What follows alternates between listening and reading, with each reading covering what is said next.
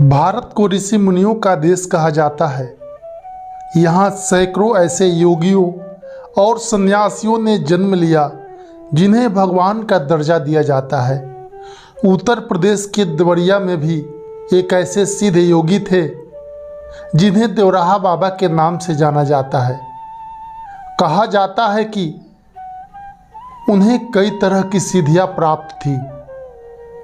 वह लोगों की मन की बात जान लेते थे और पानी पर भी चलने में माहिर थे। देश विदेश के कई बड़े राजनेता उनके पास आशीर्वाद लेने के लिए आते थे। उनके चमत्कारों की अनेक कहानियां हैं। सरयू नदी के किनारे बने अपने आश्रम में वे एक मचान पर हमेशा बैठे रहते थे और यहीं से अपने भक्तों को दर्शन देते थे। कहा जाता है कि सरयू के दियारा क्षेत्र में रहने के कारण उनका नाम देवराहा बाबा पड़ा था। दुबली पतली शरीर, लंबी जटा, कंधे पर यज्ञोपवीत और कमर में मृगछाला उनकी वेशभूषा थी। वह कितने वर्ष तक जिंदा रहे इसका अनुमान किसी ने भी सही नहीं लगाया है। वहीं एक इंटरव्यू में जब उनसे उम्र के बारे में पूछा गया था तो उन्होंने कहा था कि वे ईश्वर लीन हैं। देश के पहले राष्ट्रपति डॉक्टर राजेंद्र प्रसाद, काशी हिंदू विश्वविद्यालय के संस्थापक पंडित मदन मोहन मालवीय, पूर्व प्रधानमंत्री जवाहरलाल नेहरू, इंदिरा गांधी, चंद्रशेखर सिंह, बीपी सिंह, राजीव गांधी, अटल बिहारी वाजपेयी जैसे कई कदावर नेता उनसे मिलने जाते थे। इसके अलावा देश विदेश से भी लोग बाबा के दर्शन करने आते थे।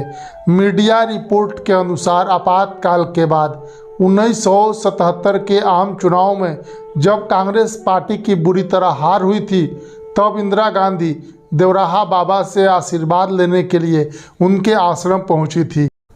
कहा जाता है कि बाबा ने तब उन्हें हाथ उठाकर पंजे से आशीर्वाद दिया था। आमतौर पर वो अपने भक्तों को पैरों से आशीर्वाद देते थे। वहाँ से लौटने के बाद इंदिरा गांधी ने कांग्रेस के चुनाव चिन्ह को हाथ के पंजे में बदल दिया और 1980 के चुनाव में इंदिरा गांधी के नेतृत्व में कांग्रेस को पंजा के निशान पर प्रचंड बहुमत मिला। बाबा जनसेवा और गौ सेवा को सर्वोपरि मानते थे। यही नहीं, अपने भक्तों को गरीबों और ज़रूरतमंदों की सेवा, गौ माता की रक्षा करने तथा ईश्वर की भक्ति में लीन रहने को प्रेरित करते थे। बता दें कि उन्होंने कई वर्षों तक हिमालय में तपस्या की थी। उसके बाद देवरिया जिले के सलेमपुर शहर से कुछ दूरी पर सरयू नदी के किनारे रहकर राम नाम जपते थे। हालांकि अंतिम समय में वे वृंदावन चले गए थे।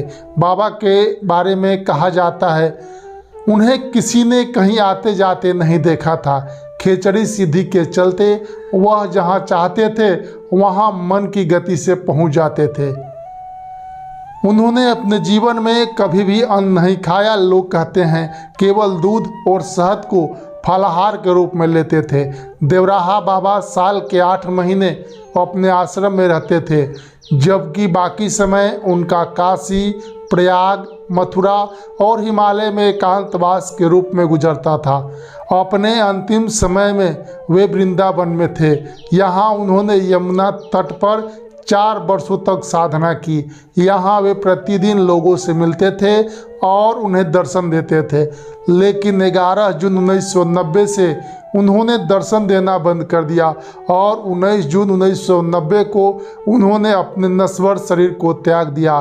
प्रेम से बोलिए देवराहा बाबा सरकार की जय।